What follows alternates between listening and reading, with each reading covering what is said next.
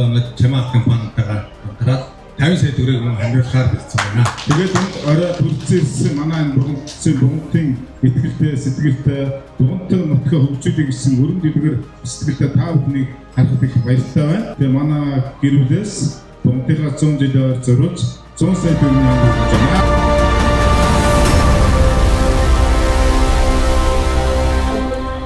Зуны тэрмэн сарын энэ сайхан бэлэгт өдөр Бугант нутгийн маань цуглаж Бугант 100 жилийн арга хэмжээний эхлэл болох хандын сайхан цугларалд уулзалт орлоо.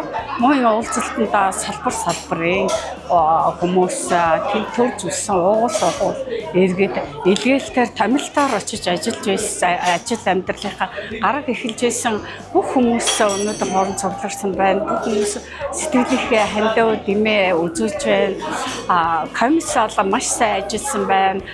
Зохион байгуулж байгаа баг хамт олонд ажлын амжилт төссөн нийт дугуйчуудаа 100 жилийнхаа ойд идэвхтэй оролцоороо дэм дэмээрээ сайхан эрч хүчтэй 100 жилийнхаа ойг амжилт бүтээл дүүрэн буцгаая гэж ерөөдөө тэгээд 100 жилийг үзэж байгаа бид нар бас их хувьтай өрөөлтэй хүмүүс юм байна гэж авч байна. Улаанбаатарт амьдарч байгаа бугунчуудаа хүндэтгэлийн үйл ажиллагаа хийлээ. За түүнд маань сайхан бугунтын маань Ахмад үеийнхэн багш нар за бүх нийт нутгийн маань Улаанбаатар цугаа иргэд идэвхтэй оролцоод сайхан үйл ажиллагаа боллоо. За ингээд Бугант 100 бүгдээрээ идэвхтэй оролцоод дараагийн үйл ажиллагаанд нь залуучууд маань өргөнөөр оролцоорой гэж уриалж байна.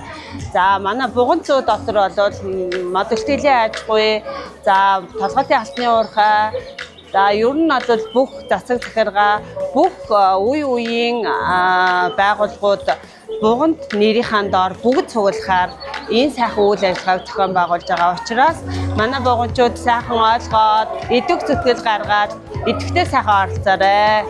За өнөөдрийн Бугант бас сүүсэн байгуулсан 100 жилийн хандивын хүлээн авалт арга хэмжээ өргөн дэлгэр сайхан боллоо.